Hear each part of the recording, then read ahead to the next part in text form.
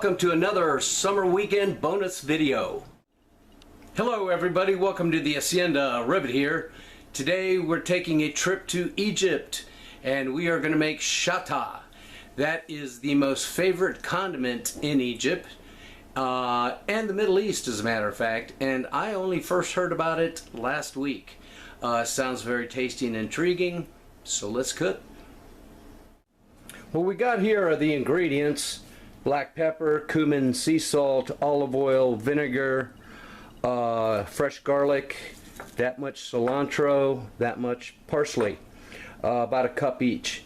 Now we also have some fermented jalapeno peppers with the lacto-acidic fermentation method. These guys have been in this jar for 3 days. Let me throw this away. 3 days ago I went and I bought 1 pound exactly of fresh jalapenos, which I chopped up like this and mixed with 2 heaping tablespoons of sea salt. That is the ratio for lacto-acidic fermentation. When I packed that pound of peppers, they were all the way up here and I had to mash them down really hard. And I have these glass pieces that are used for exactly that. And so it's set up like this the first day I packed it. When I got up the next morning, it was down like that, and now it's way down here. Okay, now what happens is the salt removes all the moisture from the jalapenos. We don't really want that moisture. We're going to chuck that, but we do want the fermented jalapenos. Oops. Let's see. They smell very nice. Lacto fermentation is what you make cabbage and kimchi with, so it's good. And the salt kills the bad bacteria and allows the lactic acid, the good bacteria, to grow. The jalapenos have a very, very nice flavor. The heat is toned down. I don't detect any heat at all. But they got a nice flavor like a pickle or cabbage, sauerkraut. Very nice. So we're going to pulse everything in the Cuisinart.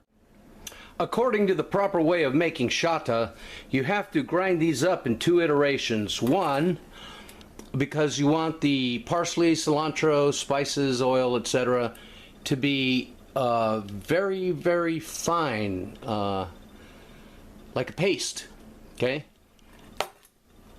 Then separately, you grind up the chopped jalapenos that I've drained in the Cuisinart, and you see how they're kind of coarsely chopped.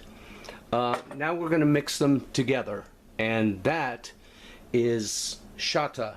And you notice it's very important that you leave the seeds in the hot pepper. And here we have the combined shatta. Looks very, very pretty.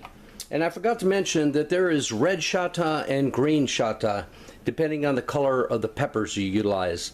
They're never mixed together because the color looks horrible. Now what we're going to do, and in the way of the Egyptians, we're going to add a little bit of olive oil to this. When you store it, you pour olive oil on top, and helps preserve it, and you put it away. So let's try it. Let me get a fork. Get a little bit out of here. It smells very, very nice. There's no smell of heat at all. Very nice. Salty. Parsley, cilantro. Vaguely in the back is the cumin. And the quantities in the notes below, they're all in the exact ratios for 1 pound of jalapeno peppers. It's not hot at all. It's zingy, yeah, but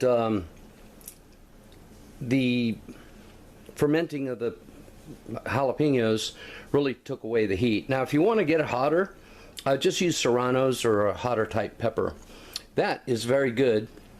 and it is typically served over grilled or roasted meats and as a condiment for anything.